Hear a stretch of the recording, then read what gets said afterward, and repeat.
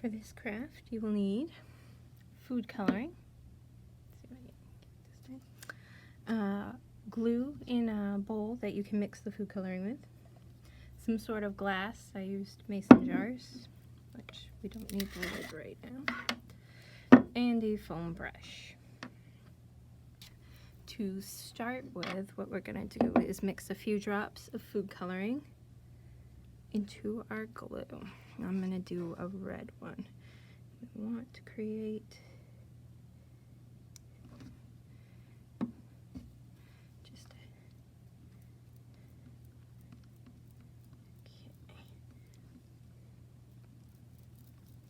create the color we want.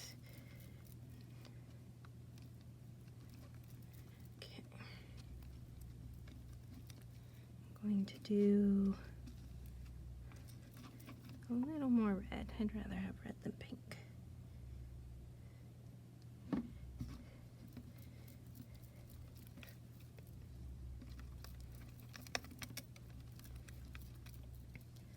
Almost like mixing up a frosting.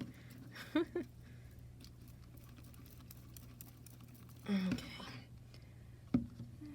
Maybe we'll add just a few more drops.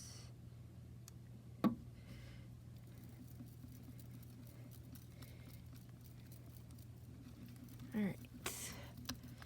So, let's see if you can see this. This is the color that I ended up with. I'm okay with it. So we'll close up the food coloring. Plenty for another project. And we'll take our glass. Now, so I grabbed a paper plate to try and keep our table clean. So all you're gonna do is paint your jar.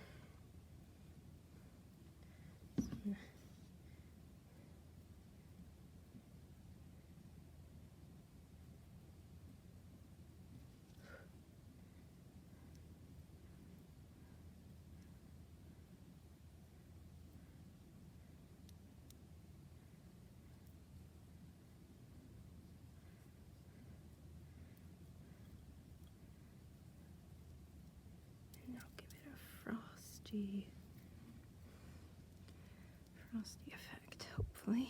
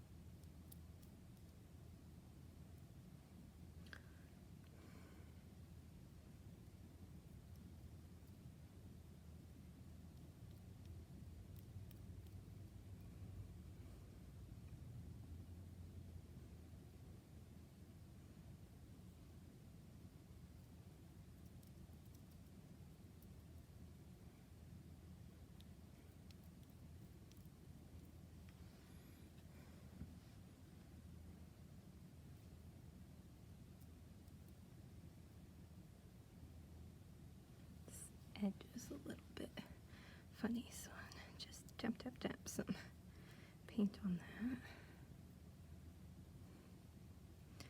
Then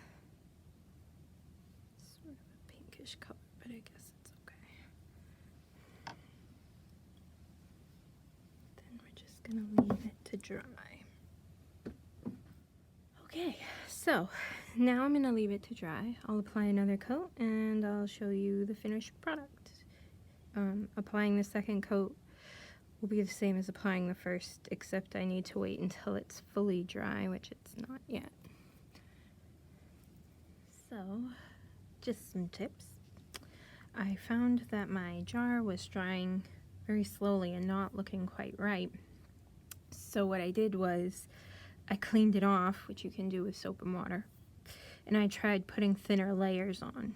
And right now it's wet from its second coat, but it looked more the way it's supposed to.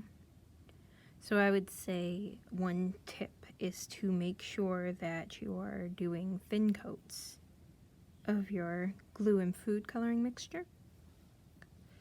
And my other tip, I guess, would be to make sure that you wait until it's dry, completely dry, to put a second coat on if you choose to, because it's scrapes the anything tacky or still wet will scrape right off. But I will let this dry overnight and then pictures in the morning.